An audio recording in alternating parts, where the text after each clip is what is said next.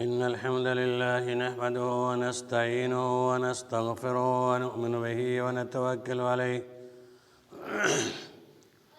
ونعوذ بالله من شرور أنفسنا ومن سيئات أعمالنا من يهده الله فلا مضل له ومن يضلله فلا هادي له ونشهد أن لا إله إلا الله وحده لا شريك له ونشهد أن محمدًا عبده ورسوله أما بعد فإن خير الحديث كتاب الله وخير الهدي هدي محمد صلى الله عليه وسلم وشر الأمور محدثاتها وكل محدثة بدعة وكل بدعة ضلالة وكل ضلالة في النار. فأعوذ بالله من الشيطان الرجيم. بسم الله الرحمن الرحيم. يا أيها الناس اتقوا ربكم الذي خلقكم من نفس واحدة وخلق منها زوجها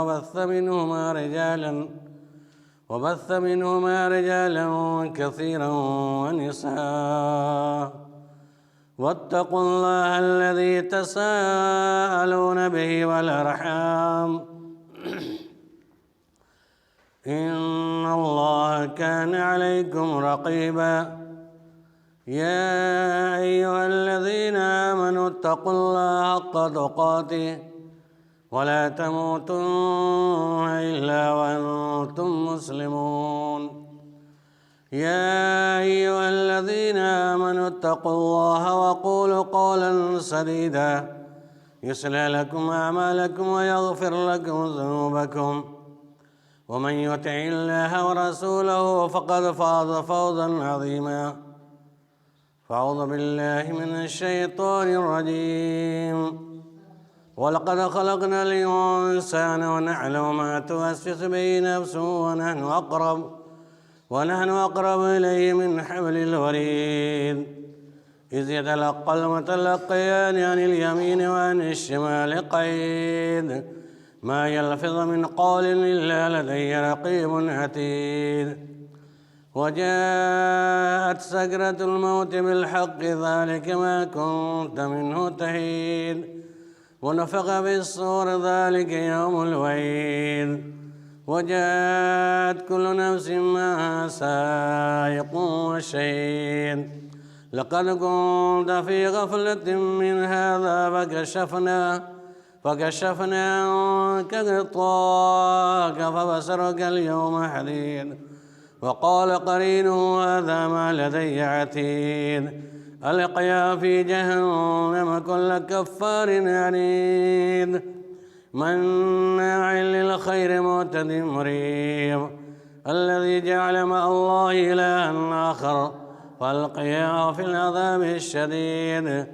قال قرينه ربنا ما أطغيته ولكن كان في ضلال بعيد. قال لا تختصموا لدي وقد قدمت إليكم بالوعيد ما يبدل القول لدي وما أنا بظلام للعبيد. فأعوذ بالله من الشيطان الرجيم. واعبد ربك حتى يأتيك اليقين.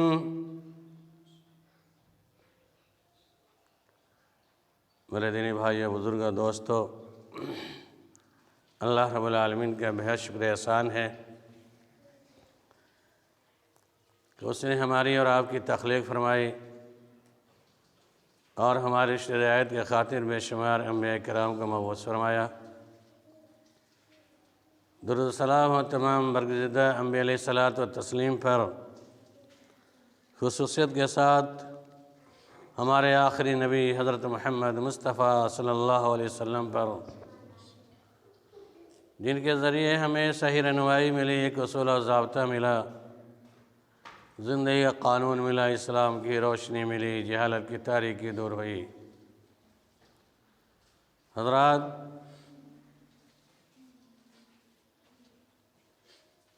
ابھی ہم جس مہینے کے اندر داخل ہو چکے ہیں، یہ مہینہ بھی بدعت و خرافات سے بھرا ہوا ہے۔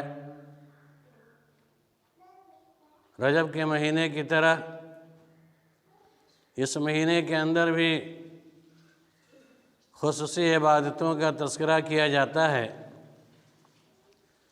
اور لوگ اسے کار خیر سمجھ کر ثواب کی نیت سے کرتے ہیں۔ خواہ نماز کا مسئلہ ہو، روزے کا مسئلہ ہو، اور اس کے علاوہ ہندوانہ رسوم کا مسئلہ بھی اس مہینے میں بڑھا چڑھا کر لوگ کرتے ہیں، جو بہت معیوب شے ہے۔ اور پچھلے جمعہ کے اندر جن باتوں کا تذکرہ میں نے کیا تھا، شاید کہ وہ باتیں ذہن میں موجود ہوں اور نہیں بھی ہو سکتی۔ جمعے کے اندر خطبے کا مقصد یہ ہوتا ہے کہ ہمارے اور آپ کے اندر جو کمیاں ہوتی ہیں، وہ خطیب ایک ہفتے کی رپورٹنگ کر کے یہ حالات کے اعتبار سے، موقع محل کے اعتبار سے بھلائیوں کا حکم دیتے ہیں اور برائیوں سے روکتے ہیں۔ اب سننے کے بعد ہماری بھی ذمہ داری عائد ہوتی ہے، آپ کی ذمہ داری عائد ہوتی ہے کہ جن باتوں کے ہم نے اس خطبے کے اندر سنا ہے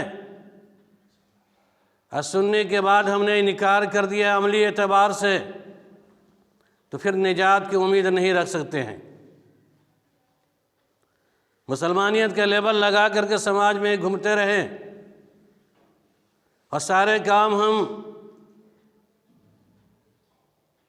نبی کی مخالفت میں، اللہ کی مخالفت میں کرتے رہیں، یا منمانی شریعت کو اپنانے کے اعتبار سے کرتے رہیں، یقیناً سماج کے لسٹ میں آپ کا نام مسلمان شامل ہو سکتا ہے، الحدیث کا لیبل لگا کر کے سماج میں گھوم سکتے ہیں، لیکن یہ تھوڑی سی عبادتیں جو سمجھ رہے ہیں مخصوص ایام کے تحت، مزاج کے تحت، یہ اعمال اللہ کے نزدیک مقبول ہونے کو نہیں ہیں۔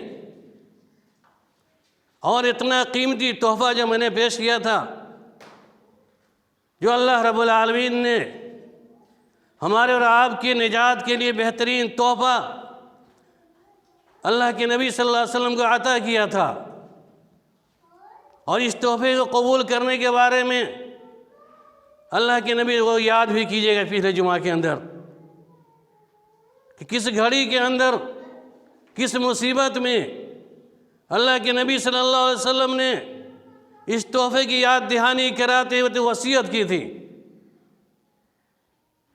مرض الموت میں مبتلا ہے، جب تو آپ کی سانس چل رہی تھی، آخری جملہ، آخری پیغام یہی تھا، الصلاۃ الصلاۃ ما ملکت ایمانکم، نماز کی محافظت کرنا، نماز کی محافظت کرنا۔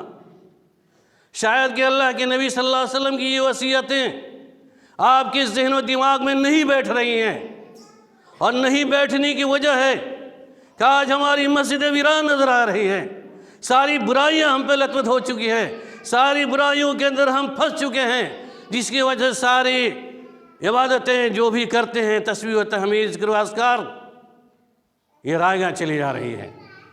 ورنہ اس نماز کی ادائیگی کی بنیاد پر ہمارے اندر ایک بھی برائی نہیں ہونی چاہیے تھی، لیکن ہم نے اس وصیت کو پامال کیا ہے۔ قیامت کے دن اللہ کے نبی صلی اللہ علیہ وسلم سوال کریں گے، اور آپ نے پہلے ہی پیغام دیا تھا، لا تسود وجہی یوم القیامہ، میری امتی کے لوگوں، قیامت کے دن تم میرے چہرے کو کالا مت کر لینا، میرے چہرے کو کالا ہونے سے بچا لینا۔ اس کی وجہ یہ تھی کہ آپ نے ارشاد فرمایا تھا، میرے مرنے کے بعد من یعیش من بعدی فسیرا اختلافا کثیرا، بہت زیادہ اختلاف دیکھو مرنے کے بعد۔ علیکم بسنتی و سنت خلفائے راشدین، تم مضبوطی سے تھام لینا میری سنت کو اور خلفائے راشدین کی سنت کو۔ پتہ چلا کہ اگر ہم نے نبی صلی اللہ علیہ وسلم کے احکامات کو ٹھکرا دیا ہے، ان کی سنت کو پامال کیا ہے، اللہ کے فرائض کو پامال کیا ہے، تو یقین رب العالمین میدان محشر میں جہاں اول ما یحاسب العبد یوم القیامہ الصلاۃ کا مطالبہ کرے گا کہ تم نے نماز کی محافظت کیوں نہیں کی، پہلا سوال ہوگا۔ وہیں اگر شرک بدعات میں مبتلا ہوں گے تو رب اللہ کے نبی صلی اللہ علیہ وسلم حوض کوثر سے دھتکارتے ہوئے نظر آئیں گے۔ یہ رجب کا مہینہ ہو یا شعبان کا مہینہ ہو، جس طرح بدعات کو فروغ دے رہے ہیں، یقیناً اللہ کے نبی صلی اللہ علیہ وسلم کے سامنے حاضری ہوگی، حوض کوثر پلانے کے لیے تمام امتی بے چین ہوں گی۔ یہ اللہ کے نبی صلی اللہ علیہ وسلم کے علاوہ کسی کو نصیب نہیں ہوگا، اور اپنی امتی کو پلائیں گے۔ وغر محجلین من آثار الوضو کے تحت ہم وضو ہی نہیں کرتے، نماز ہی نہیں پڑھتے، تو ہمارے چہرے اور ہاتھ پچکلیان گھوڑے کی طرح کیسے چمکیں گے؟ کاش اس وصیت کو یاد کیا ہوتا۔ جس امت کے آخری نبی ہمارے شافی محشر ہیں اور حوض کوثر کا عطا کرنے والے ہیں، اپنی امتی کے وہ جاتے ہوتے خیال کر رہے ہیں کہ نماز کی محافظت کرنا۔ بڑی افسوس کی بات ہے کہ ہم اس وصیت کو پامال کر رہے ہیں۔ جس طریقے سے ہم پامال کر رہے ہیں اللہ کے نبی صلی اللہ علیہ وسلم کی وصیت کو، یقین جان لیجئے جو بے نمازی ہیں، نمازوں سے کوسوں دور ہیں، شرک بدعات میں مبتلا ہیں، بدعتانہ امور کرنے کی بنیاد پر اللہ کے نبی صلی اللہ علیہ وسلم کے سوقن لمن غیر آبادی، دور ہو جاؤ میرے سامنے سے، کیونکہ مرنے کے بعد تم لوگوں نے میری زندگی کے بعد نئی نئی بدعتیں ایجاد کر لی تھی۔ کتنی رسوائی ہوگی۔ ہم تو کہیں گے نا کہ اللہ کے نبی ہم آپ کی امتی ہیں، وہاں مطالبہ کریں گے ہم تو آپ کی امتی ہیں۔ اللہ کے نبی صلی اللہ علیہ وسلم کہیں سوقن دور ہو جاؤ، میرے سامنے سے دور ہو جاؤ۔ کیا اسی دن کے لیے ہماری تخلیق ہوئی ہے؟ وما خلقت الجن والانس الا لیعبدون، کیا مطلب ہوتا ہے؟ اللہ کی عبادت کے لیے، اللہ نے اپنی عبادت کے لیے ہماری تخلیق کی ہے۔ مزید رب العالمین نے کہا وَاعْبُدْ رَبَّكَ حَتَّىٰ يَأْتِيَكَ الْيَقِينُ، تم اس پروردگار کی عبادت کرتے رہو یہاں تک کہ تمہیں موت آ جائے۔ آج کتنا % عبادت ہم کر رہے ہیں؟ کہ صحابہ کرام رضوان اللہ اجمعین کبھی بھی زندگی میں ترک نماز کا اہتمام کیا؟ صحابہ، تابعین، تبع تابعین، آخر ان کے پاس یہی قرآن موجود تھا، وہی نبی کا اسوہ موجود تھا، جو کبھی زندگی میں نماز چھوڑنے کی توفیق نہیں ہوتی، توفیق تو دور کی بات جرأت بھی نہیں ہوتی تھی۔ آج ہم اسی قرآن کے ماننے والے ہیں، ہم اسی نبی کے ماننے والے ہیں، لا الہ الا اللہ محمد رسول اللہ کے اعتراف کرنے والے ہیں۔ تو وجہ کیا ہے کہ ہم محمد رسول اللہ صلی اللہ علیہ وسلم کی وصیت کا پامال کر رہے ہیں۔ کیا اللہ کے سامنے نہیں جانا ہے؟ کیا شرک بدعات کر کے دنیا سے جانے میں جنت نصیب ہوگی؟ ہرگز نہیں ہو سکتی ہے۔ کیا آپ کے لیے جہنم تیار کی گئی تھی؟ ہرگز نہیں۔ میرے لیے جنت تیار کی گئی ہے مومنوں کے لیے، لیکن ہم ہر دھرمی زپنا پر تلے ہوئے ہیں کہ ہم جہنم کی آگ کو برداشت کر لیں گے نعوذ باللہ، لیکن ہم تیرے گھر میں صدرز نہیں ہوں گے۔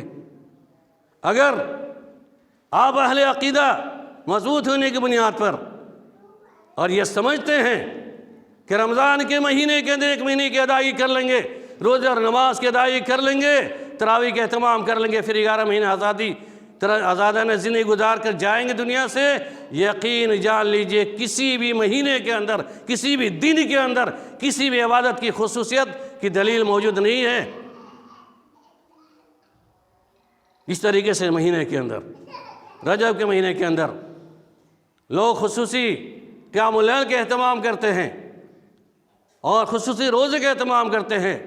اللہ کے نبی صلی اللہ علیہ وسلم نے منع کیا، لا تختص الجمعة من قیام ولا صیام، کہ تم جمعے کے لیے مخصوص مت کرو قیام اللیل کا اور صیام النہار، دن کے روزے رکھنے کا۔ اگر جمعہ کے دن پڑ جائے روزہ رکھنے میں، چلیے 12، 13، 14، 15 تاریخ ہے، کوئی مسئلہ نہیں، الحمدللہ ٹھیک ہے، جمعہ کے دن رکھ سکتے ہیں، لیکن ہم 1 مہینے کے اندر کبھی روزہ ہی نہیں رکھتے جو تاریخ کا روزہ بھی ثابت ہے، سوموار اور جمعرات کا روزہ بھی ثابت ہے، لیکن ہم ان روزوں کا ادا نہیں کرتے ہیں، لیکن ہم جمعہ کے دن روزہ رکھتے ہیں، تو یہ اللہ کے نبی صلی اللہ علیہ وسلم نے منع کر دیا۔ بیائے نہیں، اسی حدیث سے اجلال کرتے محدثین نے کہا کہ ان عبادتوں کو کرنا خصوصی اعتبار سے 15ویں شعبان کے اندر، دین کے اندر روزہ رکھنا، رات میں قیام اللیل کا اہتمام کرنا، نماز کی ادائیگی کرنا جائز نہیں ہے، کہ خصوصیت کے اعتبار سے سال کے 12 مہینوں کے اندر 360 دن کے اندر ایک بھی ایسا دن نہیں ہے جس میں اللہ کے نبی صلی اللہ علیہ وسلم نے خصوصیت سے روزہ رکھنے، نماز پڑھنے کا حکم دیا۔ اگر خصوصیت کے اعتبار سے نماز پڑھنے کی تلقین ہوتی یا حکم ہوتا تو آپ جمعہ کے دن جو ہفتے کا عید کہلاتا ہے، آپ کہتے اس رات قیام کیا کرو، لیکن آپ نے نہیں کہا۔ ہاں، رمضان ایک مہینے روزہ رکھنا ہے، قیام اللیل کا اہتمام کرنا ہے، لیکن قیام اللیل ہر رات کے اندر کرنا ہے، پورے 12 مہینے کے اندر، ہر رات کے اندر۔ اور آپ نہیں کرتے ہیں تو فرض نہیں ہے، لیکن جو شخص کرنا چاہے، نفلی نماز ہے، اس کی ادائیگی کرے، فب یہ بہتر کہ اللہ کے نبی صلی اللہ علیہ وسلم ثابت ہے۔ لیکن اس مہینے کے اندر خصوصی نماز کا اہتمام کرنا اور خصوصی روزے کا اہتمام کرنا، حلوہ پڑی کا مسئلہ انشاءاللہ بعد میں بیان کیا جائے گا۔ آج ٹاپک سے نماز کی اہمیت کو دیکھنے کی ضرورت ہے۔ اس مہینے کی 15ویں شعبان کو جو ہم نماز کی ادائیگی کرتے ہیں، قیام اللیل کا اہتمام کرتے ہیں، کیا یہ درست ہے؟ ہرگز نہیں۔ گرچہ اس کے خلاف موضوع روایتیں پیش کر کے لوگوں کے سامنے تاثر ظاہر کیا جاتا ہے۔ اذا کان لیلۃ النصف من شعبان فقوموا لیلہا وصوموا نہارہا، کہ جب 15ویں شعبان ہو تو تم رات میں قیام کرو اور دن کو روزہ رکھو۔ انشاءاللہ روزے کے سلسلے میں آئندہ جمعہ کو میں بات کروں گا، لیکن آج کی ٹاپک میں کہ 15ویں شعبان کے اندر رات کے اندر قیام کرنا، جگنا، عبادتیں کرنا اور نماز کی ادائیگی کرنا، اور یہ حدیث جسے استدلال کرتے ہوئے لوگ عمل کرتے ہیں، یہ موضوع ہے۔ موضوعات کے اندر علامہ ابن جوزی رحمۃ اللہ علیہ نے اپنی کتاب موضوعات کے اندر اسے موضوع قرار دیا ہے۔ لہذا اس رات کے اندر ہم خصوصی اعتبار سے کسی بھی نماز کی ادائیگی نہیں کر سکتے، اور اس رات کی عبادت کے جو نام دیا جاتا ہے وہ صلاۃ الفیہ کے نام سے۔ اور رجب مہینے کے اندر میں بتایا تھا صلاۃ الرغائب۔ اسی طریقے سے مہینے کے اندر 2 روایتیں، بعض طرق کے اعتبار سے 12 رکعت نماز پڑھنی، بعض لوگوں کے نزدیک 100 رکعت نماز پڑھنی ہے ایک رات میں، اور سورہ فاتحہ کے بعد 10 مرتبہ سورہ اخلاص کا پڑھنا ہے۔ اب کوئی بندہ 100 رکعت رات بھر کے اندر نماز ادا کر لے 15ویں شعبان کو، 15ویں شعبان کی رات میں 100 رکعت نماز پڑھے، سورہ فاتحہ بھی پڑھے، اور ہر رکعت میں 10 مرتبہ سورہ اخلاص پڑھے، کیا یہ ممکن ہے؟ وہ بندہ پڑھتے پڑھتے تھک جائے گا یا تو گر جائے گا۔ شاید جو لوگ پڑھتے ہیں ٹکا مار لیا، اسپیڈ میں 10-20 رکعت پڑھ لیا۔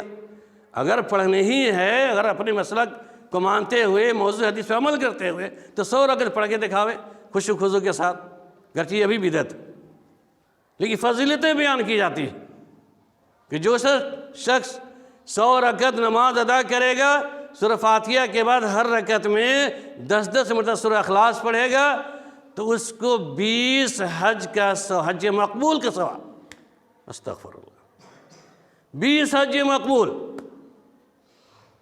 اور 20 سال کے گناہ معاف آئندہ، اور اس کے زندگی میں جتنی بھی ضروریاتی مسائل ہیں، جن جن چیزوں کی حاجتیں ہوں گی، اس رات کی اس عبادت کو کر لینے کی بنیاد پر پوری کی پوری حاجتیں اس کی پوری ہو جائیں گی۔ اگر اتنا بڑا تحفہ مل جائے، پوری زندگی عبادت کرنے کا کیا مسئلہ رہتا؟ وہ تو آسان طریقہ تھا نا، ایک ہی رات کر لیتے، پوری زندگی کھیلتے رہتے، کماتے رہتے، گھومتے رہتے، مزہ مارتے رہتے۔ اللہ کے نبی صلی اللہ علیہ وسلم یہ حدیثیں نہیں بیان کی، اللہ کے نبی صلی اللہ علیہ وسلم اس کا علم نعوذ باللہ نہیں تھا، اللہ کے نبی صلی اللہ علیہ وسلم نے اپنی امت کے سے پیغام کیوں نہیں دیا؟ آخر ذرا سوچنے کی بات ہے، یہ کدھر سے مسئلہ آیا؟ کب اس کا ایجاد ہوا؟ 448 ہجری کے اندر مجوسیوں نے ایجاد کیا تھا بیت المقدس کے اندر۔ اور اتنا ہی نہیں، جہاں پر اس نماز کی ادائیگی کی، مسلمانوں کے سامنے اظہار محبت پیش کرنے کے لیے کہ ہم تمہارے ساتھ ہیں، نماز کی ادائیگی کر رہے ہیں، لیکن ساتھ میں اس نے ایک آگ اپنے سامنے نماز جب شروع کیا، نماز شروع کرنے کے بعد آگے سجدے کی جگہ پر آگ جلایا۔ مجوسی کی علامت ہے آگ کی پوجا کرنا، آگ کو پوجنا ان کا شیوا ہے پوجنا، لہذا اس نے نماز کی ابتدا کی بیت المقدس کے اندر صلاۃ العرفیہ، تو اس نے آگ آگے جلا کر رکھا اور پیچھے کھڑے ہو کے نماز شروع کر دی، اور مسلمانوں کے سامنے تأسف ظاہر کیا کہ دیکھو ہم تمہاری عبادت کر رہے ہیں، تمہارے ساتھ ہیں، مسلمان ہو گئے۔ اور صوفیوں نے اسے قبول کر لیا، لیکن بعض صوفیوں نے دیکھا کہ بھائی یہ تو معاملہ بڑھتا جا رہا ہے، تو کچھ لوگ اپنے ایمان کو بچانے کے لیے وہاں سے نکل کے چلے گئے دوسری طرف، انہیں موقع ملا، رواج بڑھتا گیا، اسی مجوسی کی نقالی کرتے ہوئے، آگ جلانے کی رسم کو ادا کرتے ہوئے ہندیوں نے وہ دیوالی کی شکل میں اختیار کر لیا، اور اس کی نقالی مسلمانوں نے شب برات کی شکل میں منانا شروع کر دیا، جس لیے مسجدوں میں، گھروں میں، چوراہوں پر ہر جگہ چراغاں کیا جاتا ہے۔ چراغاں کی ایجاد خالد برمکی نے کیا تھا۔ بہرحال وہ الگ ٹاپک ہے، لیکن مسئلہ نماز کا ہے کہ جو نماز ہمارے اوپر فرض ہے، جس کے بغیر نجات نہیں مل سکتی ہے، جو اللہ کے نبی صلی اللہ علیہ وسلم کی آنکھوں کی ٹھنڈک ہے۔ اللہ کے نبی صلی اللہ علیہ وسلم بیان کرتے ہیں کہ دنیا کے اندر بہت ساری چیزیں ہیں، ان ساری چیزیں مجھے زیادہ دو محبوب چیزیں ہیں۔ میرے نزدیک بہت زیادہ محبوب شے کوئی چیز ہے تو وہ دو چیزیں ہیں، ایک جیسے عورت ہے اور دوسرے خوشبو ہے، وہ جعلت قرۃ عینی الصلاۃ، اور میری آنکھوں کی ٹھنڈک نماز ہے۔ اللہ کے نبی صلی اللہ علیہ وسلم کی آنکھوں کی ٹھنڈک نماز، دل کا سکون اور نور، یہ نماز ہے جو 5 وقت نماز فرض ہے۔ موت کے آنے سے قبل تو یہ نماز فرض ہے، کوئی ہیلا بہانہ نہیں، کوئی رخصت نہیں، کسی طرح کی رخصت نہیں ہو سکتی ہے۔ جب تک ہم چل رہے ہیں، بات کر رہے ہیں، بیٹھ رہے ہیں، سو رہے ہیں، اس وقت نماز فرض ہے، جب تک یہ غرغرہ کی نوبت نہیں آ جائے، سکرات کا عالم طاری نہ ہو جائے، اس وقت نماز معاف نہیں ہے۔ یہ دل سے آواز نکلتی ہے، یہ جذبات یہ پیدا ہوتا ہے کہ آخر مسلمانوں نے کس طریقے سے اس کا پامال کیا ہے، جو اللہ کے نبی کہہ رہے ہیں جعلت قرۃ عینی الصلاۃ، میری آنکھوں کی ٹھنڈک نماز ہے۔ اللہ کے نبی صلی اللہ علیہ وسلم مجھے پریشانیاں لاحق ہوتی تھی، سماج کے اندر چلتے تھے، پریشانی ہوتی تھی، دکھ تکلیف جھیلتے رہتے تھے، جب حد سے زیادہ ہو جاتا تھا، برداشت سے باہر ہوتا، تو مسجد میں آتے تھے اور کہتے تھے یا بلال ارحنی بالصلاۃ، یہ بلال قم، کھڑے ہو جاؤ، ارحنی بالصلاۃ، مجھے نماز کے ذریعے سے سکون پہنچاؤ، مجھے نماز کے ذریعے سے آرام پہنچاؤ۔ اور آپ سمجھتے ہیں کہ نماز چھوڑ کر مجھے آرام نصیب ہو جائے، مجھے اللہ کی مدد مل جائے، ہرگز نہیں مل سکتی، اللہ کی استعانت نہیں ہو سکتی ہے۔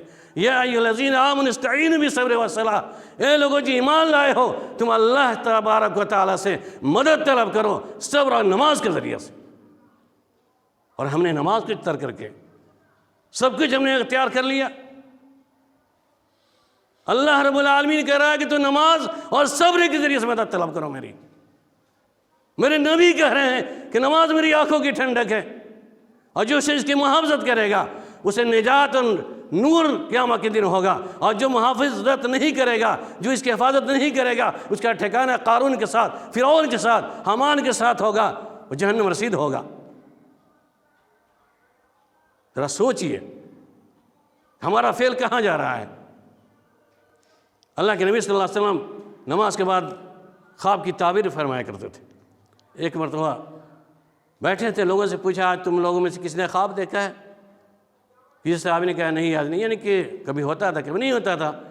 اللہ کے نبی صلی اللہ علیہ وسلم کہتے ہیں کہ میں نے آج رات خواب دیکھا ہے، آج میں نے رات میں خواب دیکھا جس کے اندر میں دیکھ رہا ہوں کہ ایک آدمی ہے جو منہ کے بل زمین پہ لیٹا ہوا ہے، چہرہ زمین پہ ہے اور پیٹھ اس کا اوپر ہے، یہ چیز کو ہم پٹ کہتے ہیں، وہ لیٹا ہوا ہے، اور ایک آدمی ہے جو اس کے سر کے قریب کھڑا ہوا ہے، اور کھڑے ہونے کے بعد اس کے سر پہ پتھر مارتا ہے زور سے، اور پتھر چھٹک کے چلا جاتا ہے ادھر، اور اس کا سر الگ ہو جاتا ہے۔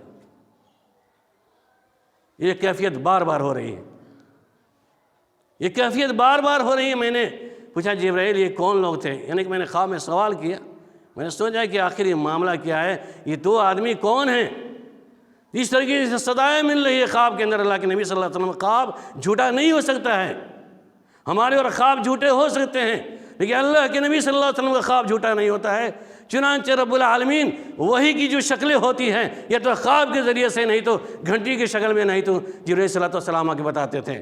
چنانچہ اللہ کے نبی صلی اللہ علیہ وسلم کو بتایا گیا کہ ایسے لوگ ہیں جو قرآن کو تو پڑھتے تھے، قرآن کی تلاوت کرتے تھے، لیکن قرآن کے اعتبار سے عمل نہیں کرتے تھے، اور یتنامون فی صلاۃ الفجر، اور یہ فجر کی نماز میں سوئے رہتے تھے۔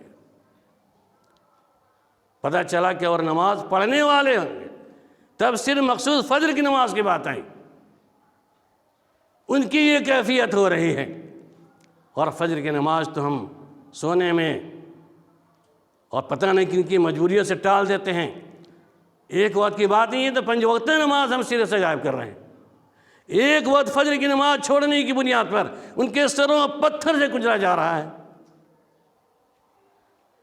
پھر اللہ کے نبی صلی اللہ علیہ وسلم نے کہا تھا تحترقون تحترقون تحترقون، تم جل رہے ہو، تم جلتے جا رہے ہو۔ ثم صلی الظہر فغسلتھا، جو شخص ظہر کی نماز ادا کرتا ہے تو وہ غسل کرتا ہے، دھل جاتا ہے اس کا گناہ، ظہر کی نماز۔ پھر عصر کے بعد تحترقون تحترقون، پھر عصر، مغرب، عشاء، فجر۔ عشاء کے بعد ہم نے کہا کہ تحترقون صلی العشاء فغسلتھا، جو عشاء کی نماز پڑھ لیتا ہے اسے گناہ دھل جاتے ہیں۔ ثم ینامون، اور جو پھر سو جاتے ہیں، اس کے بعد کوئی گناہ نہیں لکھا جاتا ہے رات بھر، اور پھر جیسے جب وہ تک بیدار نہیں ہو جائے۔ ہم رات میں تو سوتے نہیں جلدی، موبائل میں، واٹس ایپ، فیس بک، چیٹنگ میں لگے رہتے ہیں، ماں باپ سے چھپا کر کے موبائلوں میں چیٹنگ کر رہے ہیں، غیروں سے، غیر لڑکیوں سے چیٹنگ کر رہے ہیں، لڑکیاں میں غیر لڑکوں سے چیٹنگ کر رہی ہے۔ اللہ کے سامنے تو سب کو رجسٹرڈ ہو رہا ہے۔ آپ جتنا چکمہ دینا چاہیں دے لیں سماج کے لوگوں کو، اپنے والدین کو چکمہ دے لیں، خواہ وہ لڑکیاں ہوں یا لڑکے ہوں، دونوں کی عادتیں بری ہو چکی ہے آج کل۔ اپنے گارجین سے چھپ کر کے، روم بند کر کے، لحاظ کے اندر گزر کے چیٹنگ، گندی گندی فلمیں، گندی گندی تصویریں، نعوذ باللہ من ذالک۔ آج کل جو ماحول اتنا بگڑ چکا ہے، اس کی وجہ یہ ہے، ہماری اور آپ کی ذمہ داری یہ تھی کہ بچوں کے سامنے، بچے جب 7 سال کے پہلے کی عمر تھے، مروا اولادکم بسبع سنین، ہم اس کو بچوں کو اپنے مسجد میں ساتھ میں لے کر کے آتے ہیں۔ آج میں جہاں تک سروے کرتا ہوں، سمجھتا ہوں آج کل ہمارے بچے جو بگڑے ہیں، نماز نہیں پڑھ رہے ہیں، کیونکہ بچپنے میں ہم مسجد میں لے کر آنے کی کوشش نہیں کرتے ہیں، کیونکہ ہم خود نماز نہیں پڑھتے ہیں، تو بچوں کو مسجد میں کیوں لے کر آئیں گے؟ یقین جانیے، ہمارے اور آپ کے بچے اگر بگڑ گئے تو بڑھاپے میں جھرونا روتے ہیں، اس سے زیادہ خطرناک دور آ رہا ہے۔ آج کل تھوڑا لڑکا جوان ہوتا ہے، ابھی جوانی میں شادی بھی نہیں ہوتی، ماں باپ کی بات نہیں مان رہا ہے، شادی ہو جانے کے بعد بیوی کی بات مانتا ہے، ماں کی بات نہیں مانتا ہے، باپ کی بات نہیں مانتا ہے، سسر کی بات مانتا ہے۔ یہ سب خراب ماحول نے پیدا کر دیا۔ آج اپنے باپ کو تو بڈھا کہتا ہے، نعوذ باللہ، سن کے تکلیف ہوتی ہے، بڈھا کیا بولے گا، بڈھی کا دماغ خراب ہو گیا۔ اور اپنے ساس سسر کا ابو اور امی کہتے کہتے اسے زبان تھک جاتی۔ کیوں؟ کہ ہم نے نہ صحیح دینی تعلیم دی، نہ دینی تربیت دی، اور نہ ہم نے نماز کا پابند بنایا اسے۔ لہذا یہ ذمہ داری کو سمجھیے، اور آپ غفلت میں ہیں، بھول بھلیہ میں ہیں کہ نجات ہو جائے، یہ کلمہ پڑھ لیا ہے، ہرگز نہیں ہو سکتی۔ یہ الگ بات ہے، میں نے قال لا الہ الا اللہ دخل الجنہ، یہ حدیث ہے، اس کا انکار نہیں کر سکتے، لیکن کب جنت جانے کی تحدید کوئی ہے حدیث کے اندر؟ 2 سال، 4 سال، 5 سال، لا محدود۔ جب جلتے جلتے انسان کوئلہ ہو جائے گا، تب اللہ رب العالمین اپنی رحمت کے ذریعے سے نکال کے جہنم سے جنت میں داخل کرے گا۔ کیا اسی دن کے انتظار میں ہے؟ نماز کی کوئی اہمیت نہیں، حی علی الصلاۃ کی کوئی اہمیت نہیں، نبی کی وصیت کی کوئی اہمیت نہیں، پھر بھی ایک دعویٰ کر کے مسلمان ہیں۔ آخر سوال پیدا ہوتا ہے کہ کس بنیاد پر، کس دلائل کی بنیاد پر، کس وجہ سے ہم نماز کو ترک کر رہے ہیں؟ قرآن نے بے نمازیوں کے بارے میں سیدھا جہنم قرار دیا، اور نماز پڑھنے والوں کے بارے میں کہا جو ایک وقت پڑھتا ہے دوسرے وقت میں وقت کو ضائع کر کے پڑھتا ہے، اور کبھی پڑھا کبھی چھوڑ دیا، فویل للمصلین، اللہ نے ویل کہا اس کے لیے، جہنم کا طبقہ قرار دیا۔ ویل جہنم کا طبقہ ہے، وادی غی ہے، ابھی بے نمازیوں کو وادی غی میں ڈالا جائے گا، اور اس وادی غی کے بارے میں کہا یہ ایک نہر ہے، ان الوادی غی وہ نہر، یعنی کہ ایسا نہر ہے جہنم کا جو بہت ہی گہرا ہے، اور اس کا ذائقہ بہت ہی کڑوا بدبودار ہے۔ کیا اسی میں جانے کی تیاری کر رکھی ہے؟ کیا ہمارے باتوں میں یقین نہیں ہے؟ ہمارے بات میں یقین مت کیجئے، لیکن اللہ کے واسطے، اللہ کے فرمان پر، قرآن میں یقین رکھیے، اور محمد رسول اللہ صلی اللہ علیہ وسلم کی وصیت میں یقین رکھیے، اور اللہ کے نبی صلی اللہ علیہ وسلم نے جن چیزوں سے منع کیا ہے، جس جہنم میں جانے سے منع کیا ہے، وہ جہنم کے اندر کے داخلے سے محافظت کی دعا کیجئے، کوشش کیجئے۔ اور ممبر رسول سے واللہ ایک ہی بات میں غلط نہیں کر سکتا ہوں، اگر اس پر یقین ہے اللہ کے گھر ہے، اللہ کے گھر ہے، ممبر رسول ہے، اس باتوں کو سننے کے بعد آپ آزاد ہو گئے؟ ہرگز نہیں۔ آج اور اس سے پہلے جتنی باتوں کو آپ نے سنا ہے، خواہ نماز کی محافظت کا مسئلہ ہو، یا جماعت کی محافظت کا مسئلہ ہو، یا شرک بیزاریت کا مسئلہ ہو، توحید پرستی کا مسئلہ ہو، سنت نبی پر عمل کرنے کا مسئلہ ہو، مخالفت رسول کا مسئلہ ہو، بدعت سے انحراف کا مسئلہ ہو، جن مسائل کو آپ کے سامنے بیان کر دیا گیا ہے، اور آپ ڈھٹائی کے ساتھ انکار کرتے ہیں، تو گویا کہ آپ منکر حدیث ہیں، منکر قرآن ہیں، مخالفت رسول کے دلدادہ بن چکے ہیں۔ نجات نہیں ہو سکتی ہے، نہیں نجات ملے گی، جنت کے حقدار نہیں ہو سکتے ہیں۔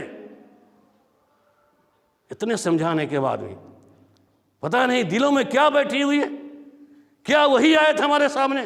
میں کہنے میں مجبور ہوں گا کہ ختم اللہ علی قلوبہم وعلی سمعہم وعلی ابصارہم، کہ اللہ رب العالمین نے ہمارے دلوں پر، ہمارے آنکھوں پر، کانوں پر مہر لگا دیا۔ یہ منافقین کے بارے میں رب العالمین نے کہا ختم اللہ علی قلوبہم، ان کے دلوں پر اللہ نے مہر مار دیا ہے، یہ سمجھنے والے نہیں ہیں، یہ ماننے والے نہیں ہیں۔ یہ نبی آپ اتنا غمزدہ مت ہوئیے، کیا وہ آیتیں ہمارے پر فٹ ہو رہی ہیں کہ ہمیں سننا پڑے یا سمجھنا پڑے؟ کہ لگتا ہے سمجھاتے سمجھاتے آدمی تھک چکا ہے، لیکن اس کے دلوں پر، کانوں پر، دماغوں پر کچھ اثر ہونے کو نہیں۔